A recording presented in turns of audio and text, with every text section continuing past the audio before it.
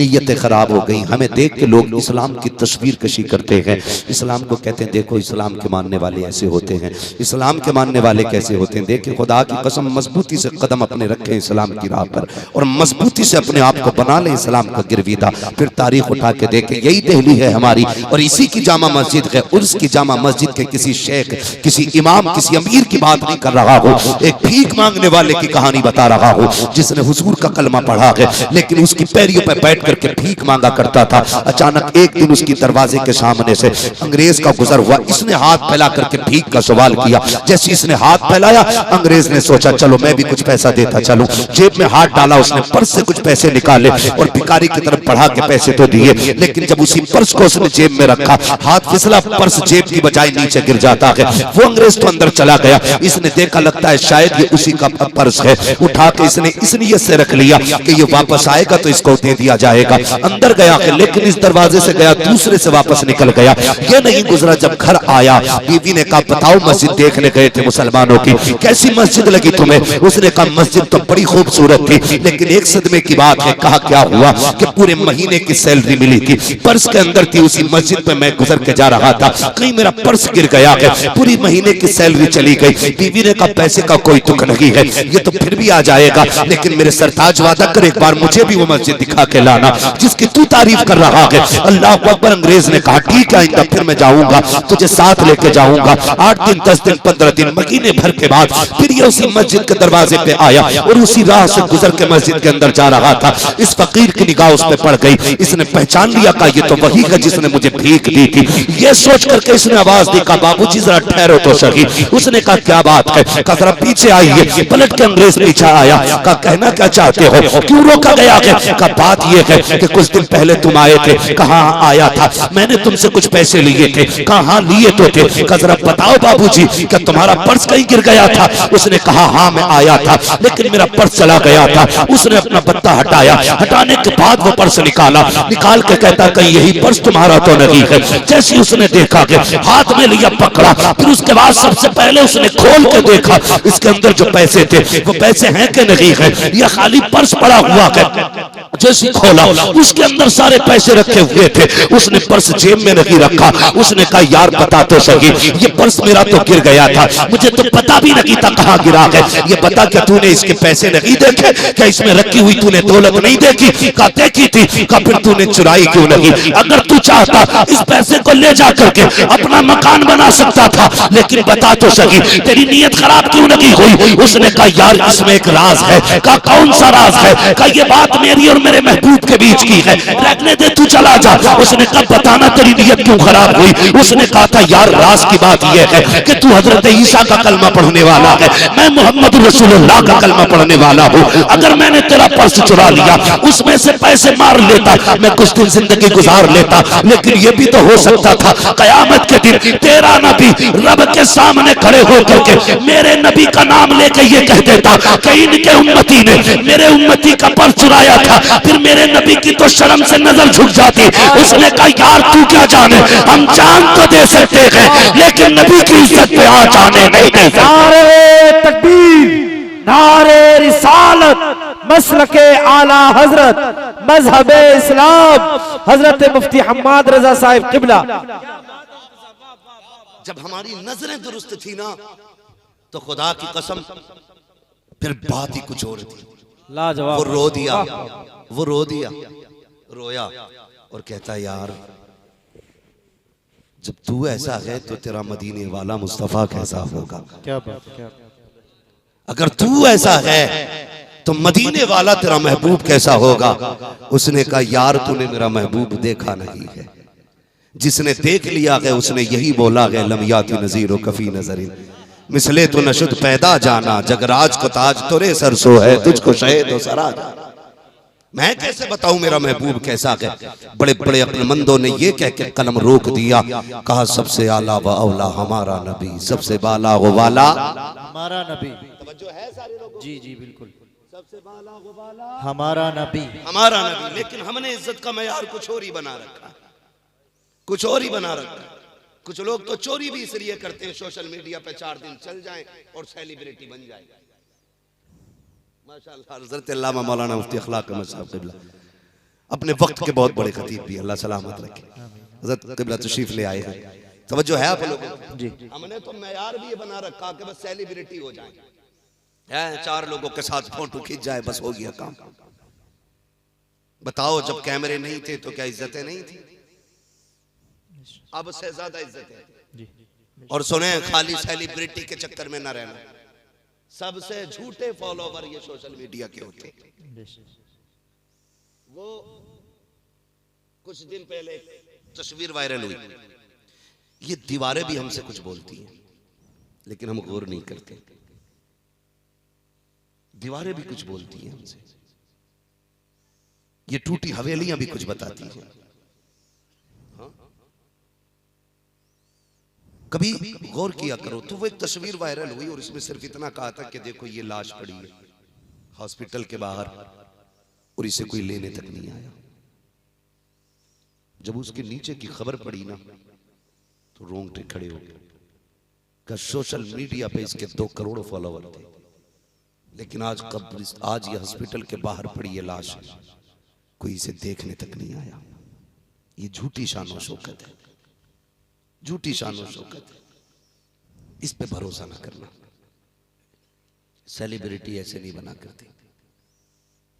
जानते हो जंग का मौका है, मिंबर पे नबी का उमर बैठा है, जंग चल रही है। सेलिब्रिटी बता रहा हूं किसे कहते हैं। हाँ, कौम का हीरो कौन होता है? जिन लोगों के सारे काम फर्जी हैं, हमने उन्हें हीरो बना रखा है। हाँ? और सोशल मीडिया, अल्लाह माफ करे, कितना भी काला है ना, ऐसे ऐसे फिल्टर मारते हैं कि कतई गोरा कर देते। कर साहब, अब तो हजरत मसला यह है कि रिश्ते भी आजकल सोशल मीडिया पे ही हो रहे हैं। बचे इन चीजों से। पहले का दौर देखें आप, जब रिश्ते होते थे तो कौम एक बंदे का इंतखाब करती थी, वो जाया करता था, वो आंखों से देखता था, लोगों से मिलता था, 3-3 दिन रुकता था रिश्तेदारी में, लोगों को भली भांति जानता था, फिर आके बताता था कि हाँ ठीक है रिश्ता कर दें। लेकिन अब क्या हो रहा मालूम है? बुरा ना मानिए, अब तो लड़के का फोटो फेसबुक पे देख लिया, 3 फिल्टर लगे थे डट के, और कान में बुंदा पहने बैठा था। तो लड़की वाले कहते हैं ठीक है जी, सोने पहने हुए लड़का पैसे वाला होगा। और जब निकाह का पैसे देने की बारी आती है तो फिर लठियां चलने तैयार है कि 500 ही दूंगा। जी जी जी जी। अबे तेरे कान में तो सोने का कुंडल है फोटो में, 500 ही क्यों देगा? कह रहा मेरा थोड़ी था, वो तो मेरे दोस्त का पहन के खिंचवा लिया था। तो रिश्ते ऐसे चल रहे, ठीक है।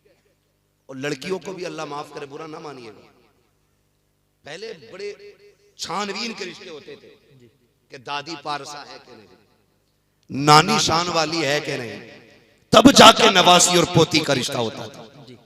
अब तो कहते जी अम्मा से कह लेना लोनिया बताओ। याद रखिएगा, जड़ का असर टहनी में बराबर होता है। मेरी बात याद रखिएगा, जड़ का असर टहनी पे पूरा होगा। अगर बीमारी जड़ को लग जाए तो पत्ते पीले हो जाते हैं। और बड़ी बात कहूं, अगर जमीन खराब होती है तो फसलें बिगड़ा करती हैं, माएं खराब होती हैं तो नस्लें बिगड़ा करती हैं। बहुत सोच समझ के रिश्ता करना, सबसे बड़ी बीमारी इसी से आई है। मैं यहां किसी के लिए सफाई देने नहीं बैठा हूं, लेकिन ये बात भी मैं कह दूं, सही बात यह है कि कोई शादी ना हुई इसलिए परेशान है, और किसी की हो गई है कोई इसलिए परेशान है परेशानी परेशानी।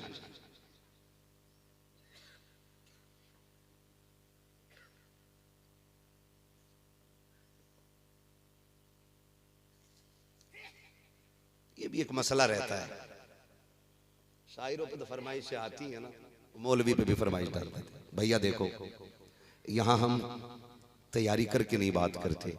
सच्ची बात यह है कि जब मिंबर पे बैठते हैं तो हुजूर के सदक़े में बात होती है, और अपना कुछ भी नहीं, बस जो हो रही है बात वो सुन लीजिए। अल्लाह आपको सलामत रखे, आपकी मोहब्बतों का एहसास। तवज्जो है, चलूं आगे? खैरियत है?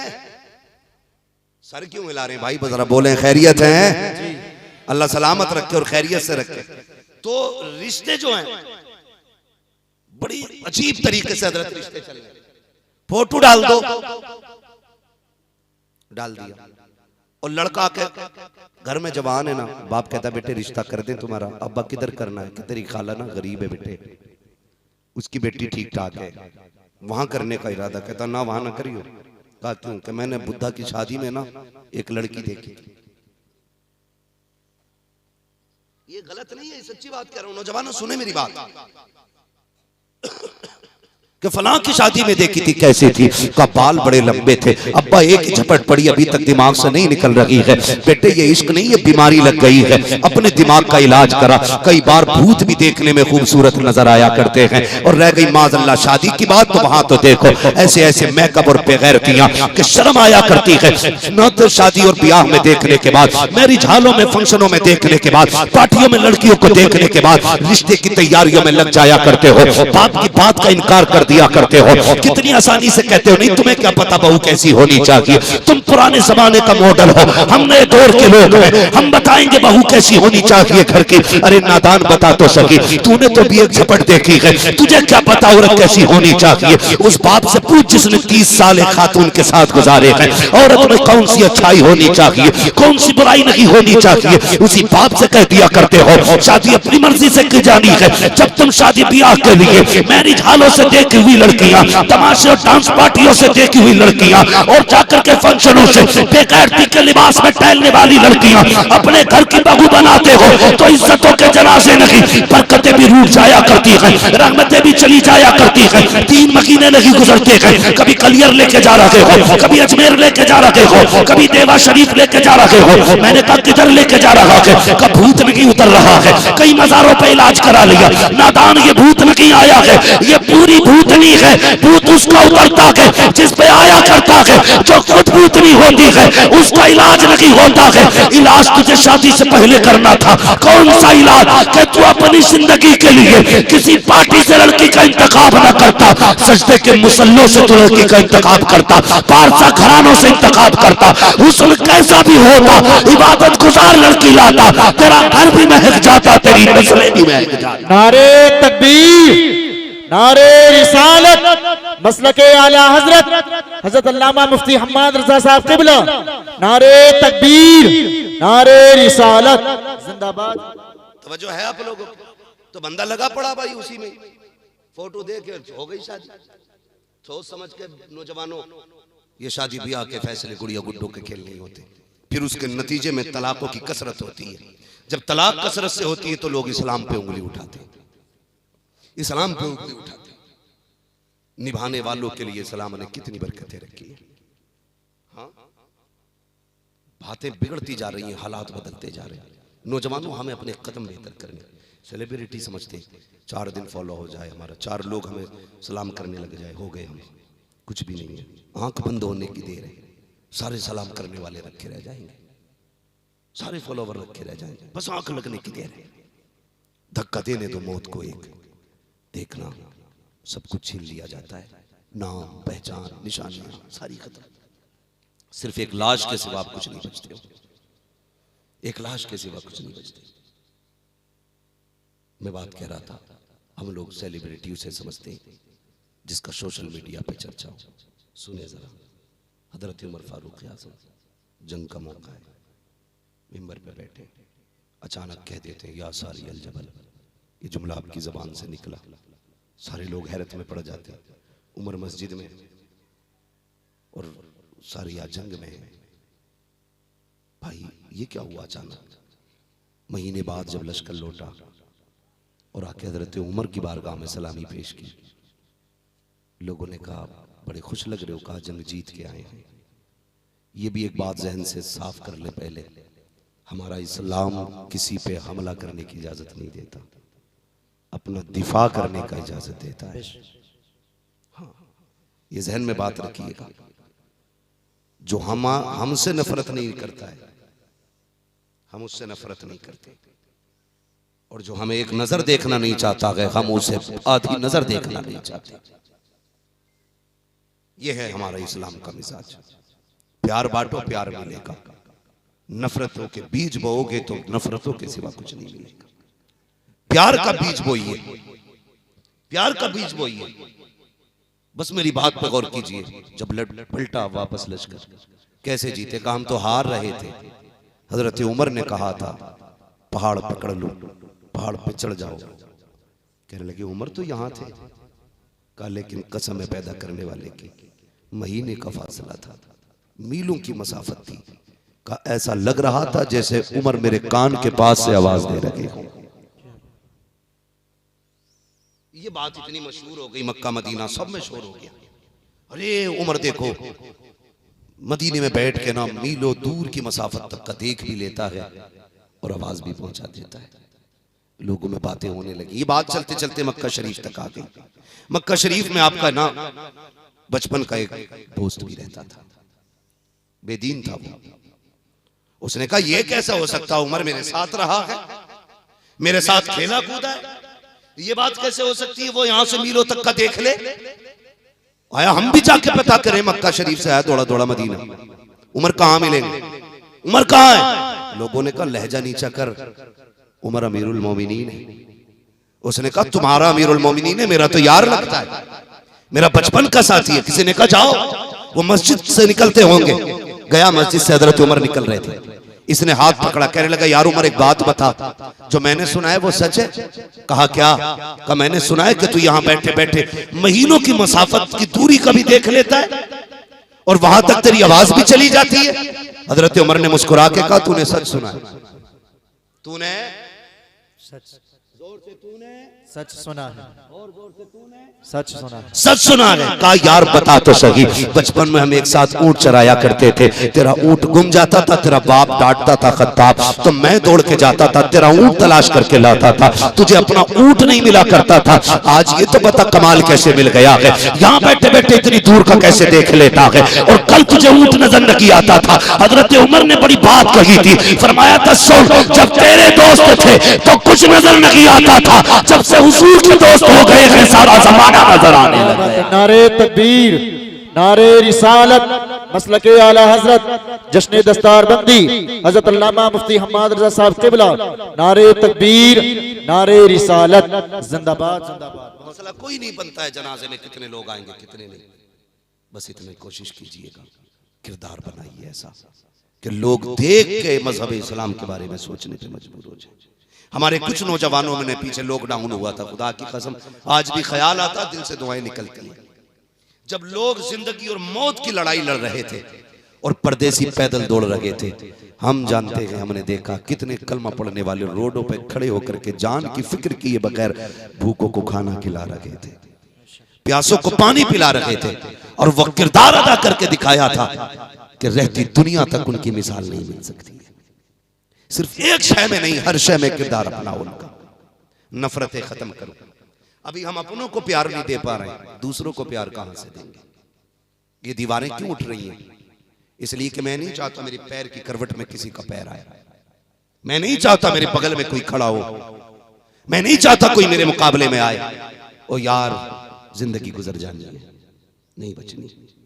कोई 60 साल में मरेगा, कोई 70 में, कोई 100 में, कोई 110 में। जाना सभी को है, जाना सभी को है। याद रखना, जाओ कभी अपने बड़ों के हाथ पकड़ो, कब्रिस्तान जाया करो और पूछा करो अब्बा ये कब्र जिसके आज मिट्टी भी बैठते बैठते इतनी हो गई है कि मिट्टी भी इसके अंदर चली गई है, अब्बा बताओ ये कब्र किसकी है? तुम्हारे बाप तुम्हें बताएंगे बेटे मेरे दादा ने बताया था, ये यहाँ के सबसे बड़े जमींदार की कब्र है। उसी की पहलू में कोई ऐसी कब्र भी होगी जो और पुरानी होगी, वो कहेंगे बेटे ये गरीब की कब्र है। फिर देखना कब्रिस्तान में अमीरी गरीबी का फर्क खत्म है, सबको उसी मिट्टी में लेटना है, एक ही जगह में कब्रें बननी है। ये झगड़े बस कब तक हैं? जब तक आपके जिस्म में दम है तब तक के झगड़े, लेकिन हिसाब सबको देना पड़ेगा, हिसाब देना पड़ेगा। ये जो रोडों पे दीवारें बनाती हमने, यहां से मेरी बिरादरी निकलेगी, कोई और नहीं निकलेगा। आने वाली नस्लों को क्या पैगाम देना चाहते हैं?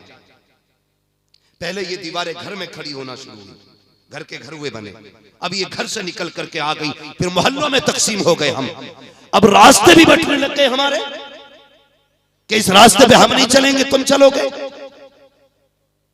इसी फर्क को मिटाने के लिए मेरा नबी आया, और हमने फिर से वही फर्क खड़े कर दिए।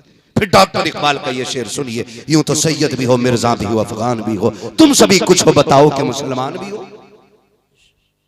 क्या इस्लाम का यही तकाजा है? मुझे बताया जाए। वो लोग जो नाक की लड़ाई करते हैं, जब दम निकलने लगता है ना तो कोई फातिहा पढ़ने वाला नहीं होता जनाजे पे। कितने बड़े अक्लमंद बने हम।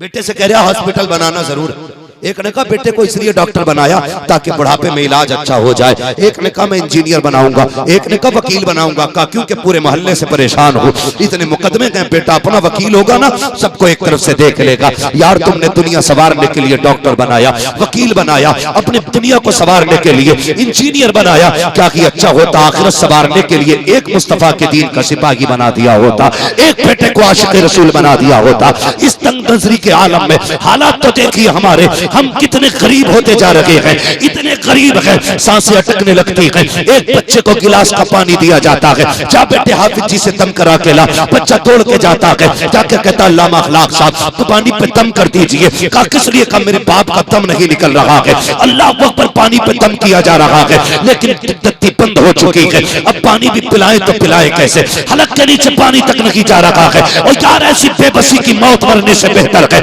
एक बेटे को कुरान का कारी बना लो, ताकि अगर सांसें अटकने लगे तो किसी के पास गिलास लेके ना जाना पड़े, फाता के लिए दौड़ना ना पड़े। तेरा ही बेटा तेरे सरगाने खड़े होकर के कभी यासीन पढ़ना शुरू करे, कभी रहमान की तिलावत करे। खुदा की कसम इधर तिलावत होती जाएगी, उधर तेरे ऊपर खुदा की रहमतों की बारिश होती जाएगी। नारे तकबीर, नारे रिसालत, नारे रिसालत।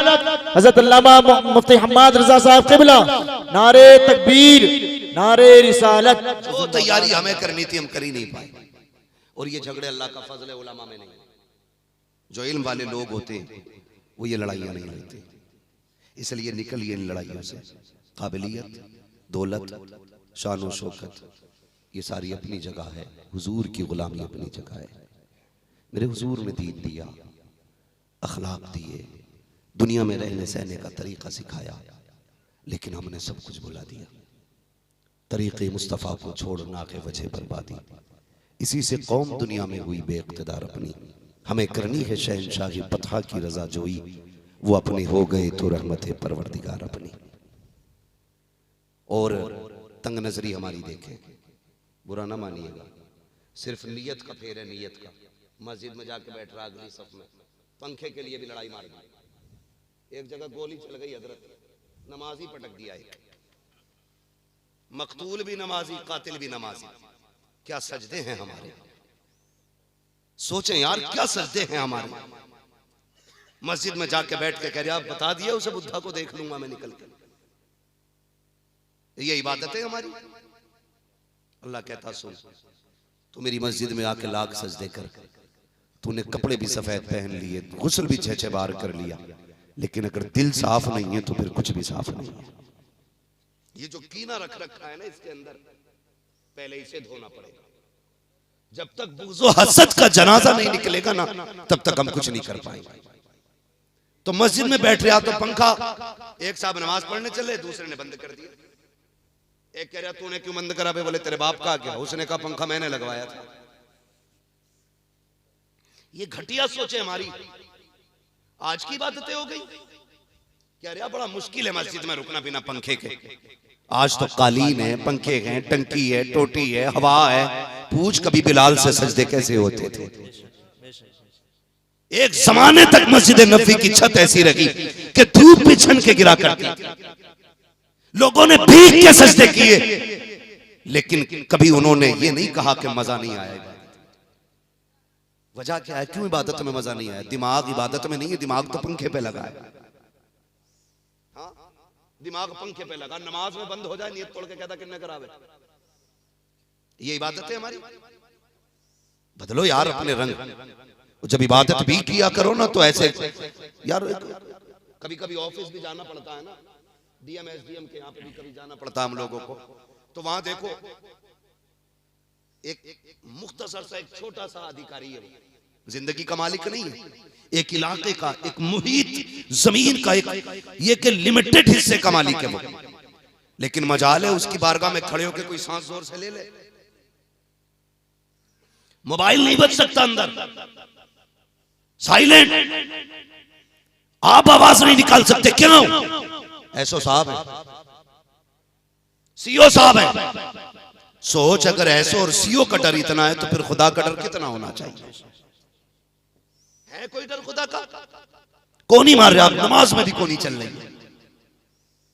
फिर कह रहे दिन नहीं बदल रहे, मैंने बड़ी दुआएं मांगी है, कोई मस्जिद नहीं छोड़ी जहां हाथ नहीं फैलाया, कोई दरगाह नहीं छोड़ी जहां जाके दामन नहीं फैलाया। यार तूने मांगा कब है? वो तो ये कहता है तो मुझे एक बार रहमान कह, मैं तुझे 70 बार अपना बंदा कह के आवाज देता हूँ। तुमने आवाज कब दी है? तुम तो वहां भी शान और शौकत के झगड़ों के लिए मर गए, वहां भी तुम्हें ऐशो इशरत के लिए जाके मरे, वहां भी तुम्हें अपने आराम की जरूरत थी, तुमने 2 मिनट के लिए हाथ उठाए, तुम्हारा कलेजा फट रहा था 10 मिनट बैठने में। ओ यार पता तो सही, माँ उस वक्त तक बच्चे को दूध नहीं पिलाती है जब तक वो नहीं रोता है। अगर माँ बेटे को रोए बगैर दूध नहीं पिलाती तो क्या तू रब के आगे तो आंसू नहीं गिरा सकता है? क्या तुझे रब की बारगाह में रोना नहीं आता है? जा दावे के साथ कहता हूँ, मस्जिद में जा, आयत करके बैठ जा, उस वक्त तक नहीं जाना जब तक तू देखा नहीं। खुदा की कसम, उसकी रहमत पर इतना भरोसा है, तुझे वो उठने से पहले तेरी जरूरतें भी पूरी फरमा देगा, तेरी मुरादों को भी पूरा फरमा देगा। लेकिन लेता ही कौन है? बात तो बस जुमे में भी घड़ी देख के जा रहे हजरत, ऐसा कह रहा खुतबा हो गया होगा, मौत पड़ रही है ना 5 मिनट का खुतबा सुनते हुए भी। इमामों को वक्त दिया करो। हम साल भर में एक आध बार आ गए या अब ना आए, अल्लाह जाने आखिरी बार है कि ये या कितनी बार मुलाकात है। लेकिन इमाम आपका जो मसला होता है ना, इमाम का जो मसला होता है वो हर 8वें दिन आपके सामने बात करता है। वो क्यों बोलता है? वो आपकी कमियां देख के जुमे में आपके सामने रखता है, भाई ये छोड़िए ये छोड़िए। कह रहा ना अभी तो इमाम साहब खुतबा दे रहे होंगे, उनकी कौन सुने? जो इमाम की नहीं सुनते ना वो पूरी जिंदगी बीवियों की सुनते। बुरा ना मानना, ये सच्ची बात है। जो ज्यादा गुस्सा है ना मस्जिद में आके समझ लेना बीवी ने पीट के भेजा या डांट के भेजा,